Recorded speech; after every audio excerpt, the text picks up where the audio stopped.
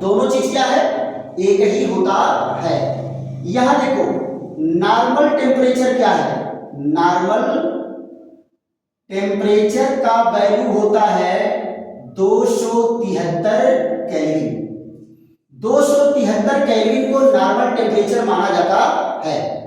और यहां देखो normal pressure, normal pressure, normal pressure क्या होता है बेटा, 760 mmHg या 76 cmHg, या इसी को क्या कहते हैं, एक एटीएम। एक एटीएम माने एक एटमॉस्फेरिक प्रेशर, एक वायुमंडलीय दाब, एक वायुमंडलीय दाब यही है। और ये कहाँ लिया जाता है बेटा, ये लिया जाता है समुद्र तल पर। कहाँ लिया गया है, समुद्र तल पर ये लिया गया है। तो क्या कहेंगे बेटा, एसटीपी या एनटीपी पर किसी गैस के 1 मोल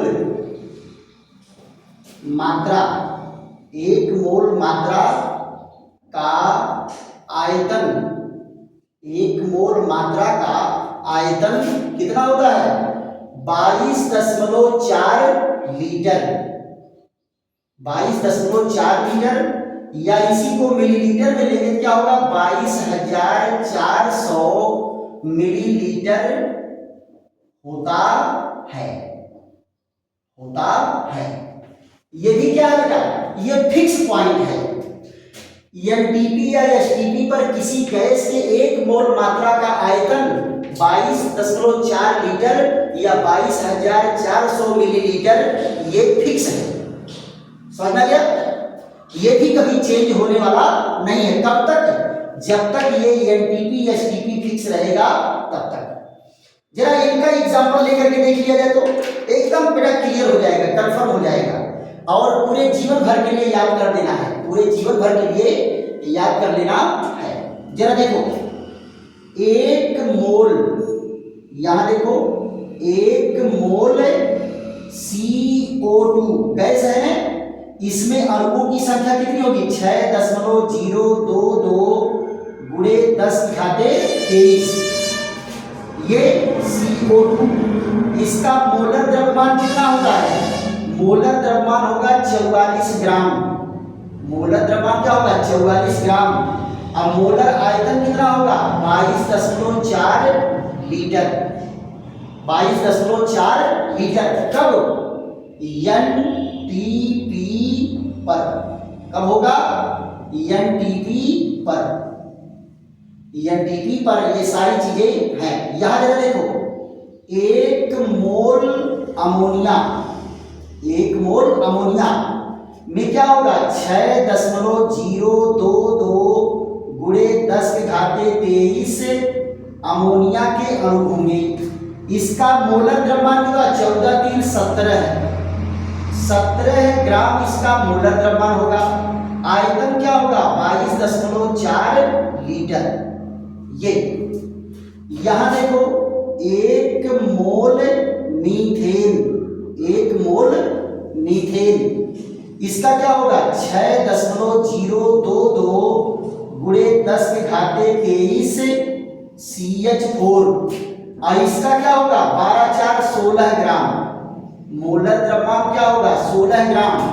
आयतन क्या होगा, 22.4 लीटर, 22.4 लीटर। यहां देखो 1 मोल ऑक्सीजन, ये कितना होगा, इसमें 6.022 गुणे 10⁻23 ऑक्सीजन अणु होंगे। इसका मोलर द्रव्यमान कितना होगा, 32 ग्राम। ऑक्सीजन का अनुभार कितना होता है, 32 ग्राम।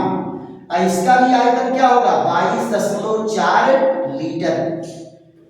अब जरा देखो 1 मोल हाइड्रोजन ले लो, 1 मोल हाइड्रोजन, इसमें भी कितना होगा, 6.022 गुणे 10⁻23 हाइड्रोजन अणु।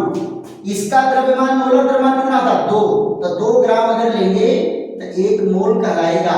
इसमें भी आयतन कितना होगा 22.4 लीटर, 22.4 लीटर।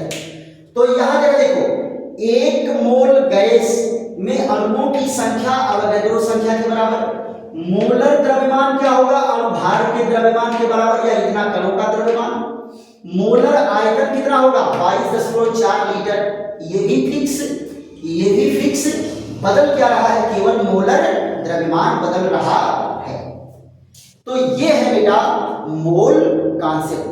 खूब बढ़िया से समझ में आया कि नहीं आया?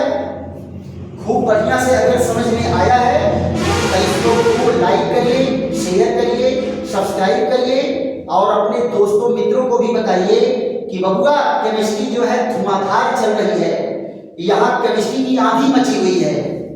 हाँ संतो भाई आई ज्ञान की आंधी है ना, ये ज्ञान की आंधी है और इसको खूब झाड़ू लगा लगा के बटोर बटोर के अपने घर में रखने की जरूरत है ना। तो खूब बढ़िया से इसको 2 बार 3 बार देखिए और उसके बाद इसका नोट तैयार करिए।